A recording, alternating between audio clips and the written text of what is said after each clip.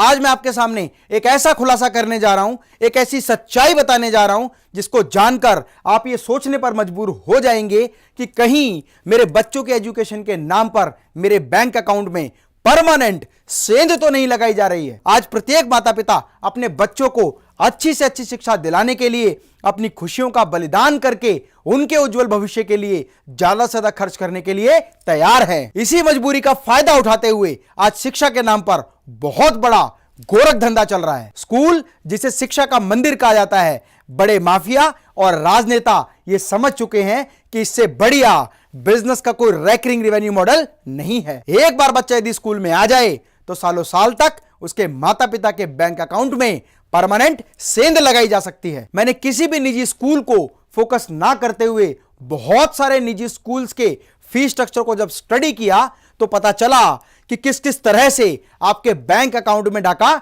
डाला जा रहा है। ध्यान से समझना, एक स्टूडेंट जब एक क्लास में पास हो जाता है तो ऑटोमेटिकली वो अगली क्लास के लिए अपग्रेड हो जाता है, लेकिन फिर भी उससे हर साल एडमिशन के नाम पर दोबारा फीस ली जाती है। कुछ साल पहले इस बात पर बहुत अधिक विवाद हुआ कि स्टूडेंट से एडमिशन फी हर साल क्यों ली जाती है, तो बहुत सारे स्कूल्स ने इस एडमिशन फी के नाम को बदलकर एनुअल फी रख दिया और अलग अलग फी स्ट्रक्चर अलग अलग प्राइवेट स्कूल आज फॉलो करते हैं। जब बहुत सारे निजी स्कूलों के फीस स्ट्रक्चर को मैंने स्टडी किया तो पता चला कि किस तरह से चार्जेस वसूले जाते हैं। एनुअल फी, development charges, building fund, maintenance charges, extra curriculum activity charges, इसके अलावा पार्किंग चार्जेस। आपको जान के आश्चर्य होगा कि भारत सरकार का एक नियम है कि 18 साल की उम्र से पहले आप वाहन नहीं चला सकते, लेकिन फिर भी बहुत सारे स्कूल अपने स्टूडेंट से पार्किंग चार्जेस भी लेते हैं। इसके अलावा एजुकेशनल पिकनिक ट्रिप्स के नाम पर बहुत अधिक पैसा वसूला जाता है।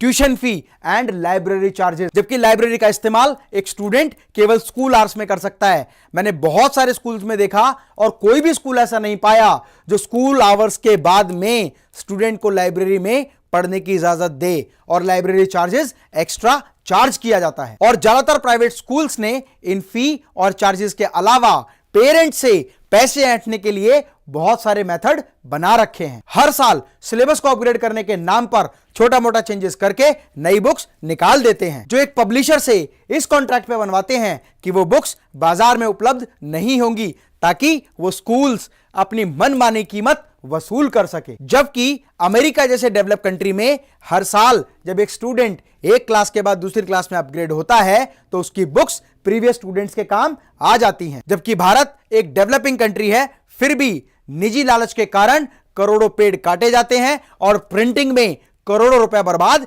कर दिया जाता है। एक तरफ तो हम digital India, green India, clean India की बात करते हैं और वहीं दूसरी ओर हजारों, लाखों और करोड़ों पेड़ों को काटकर अपने पर्यावरण को प्रदूषित कर रहे हैं। लिखने के लिए हर साल स्टूडेंट्स को नई नोटबुक खरीदनी पड़ती है, क्योंकि अगली क्लास में आने के बाद आप पिछली साल की बची हुई नोटबुक्स का इस्तेमाल अगली क्लास में नहीं कर सकते, क्योंकि स्कूल को यह पता होता है कि पिछले साल हमने प्रिंटिंग में कौन सा design, colour combination and line combination लिया था। इसमें परिवर्तन करके स्टूडेंट्स को हर साल नई नोटबुक खरीदने पर मजबूर करते हैं। और यही बात यूनिफॉर्म पर भी लागू होती है। वो अपने स्टूडेंट्स के लिए इस तरह का यूनिक डिजाइन, यूनिक पैटर्न और कलर कॉम्बिनेशन बनाते हैं कि वो यूनिफॉर्म बाजार में आसानी से नहीं मिलती। मजबूरन माता पिता को अपने स्कूल से ही यूनिफॉर्म खरीदनी पड़ती है। लूट की इस भीड़ में निजी स्कूलों के साथ साथ उनमें पढ़ाने वाले टीचर भी पीछे नहीं है। एग्जाम में अच्छे मार्क्स देने के नाम पर ये टीचर्स अपने स्टूडेंट को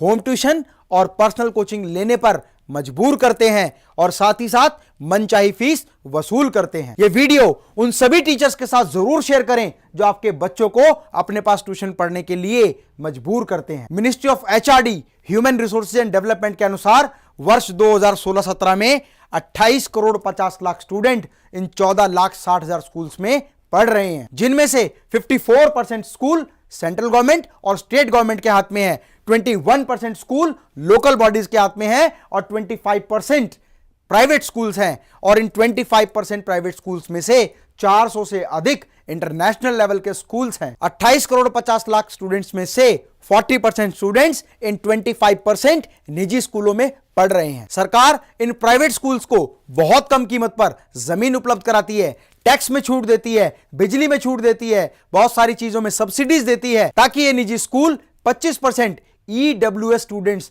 इकोनॉमिकली वीकर सेक्शन के स्टूडेंट्स को मुफ्त शिक्षा प्रदान कर सके। लेकिन कई स्कूलों में 60 to 70% सीट्स EWS की या तो खाली रह जाती हैं या धांधलेबाजी से अमीर लोगों के बच्चे ही इसमें एडमिशन ले लेते हैं, और जैसे तैसे अगर कोई गरीब अपने बच्चे का एडमिशन इस स्कूल में करा दे तो बाकी खर्चों की वजह से वो टूट जाता है और अपने बच्चे का नाम कटवाने के लिए मजबूर हो जाता है। India is the second largest country in the world but unable to produce quality education and technology. आज Japan, Netherland, China, South Korea technology में बहुत आगे हैं, जबकि भारत एक इतना बड़ा देश होने के बावजूद भी टेक्नोलॉजी में पिछड़ चुका है और शिक्षा के क्षेत्र में तो हमारा नाम कहीं नहीं आता। आज इस वीडियो के माध्यम से मैं सभी प्राइवेट स्कूल्स के एडमिनिस्ट्रेटिव अथॉरिटीज से यह बात कहना चाहता हूं कि अपने फीस स्ट्रक्चर में बदलाव करें, साथ ही साथ quality education and practical education produce करने पर ध्यान दें। गुरु शिष्य के इस रिलेशन को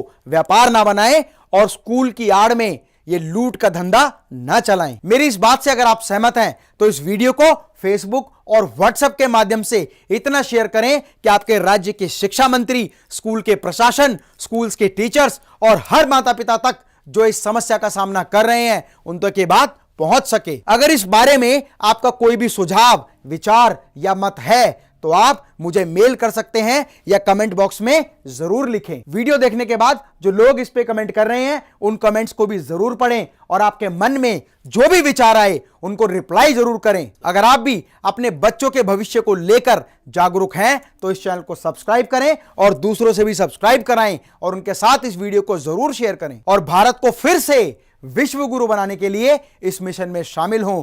मुझे पूरा विश्वास है कि यह वीडियो आपके बच्चों के उज्जवल भविष्य के लिए कारगर सिद्ध होगा। मैं डॉक्टर अमित माहेश्वरी आपके सुनहरे भविष्य की कामना करता हूं। जय हिंद, जय भारत।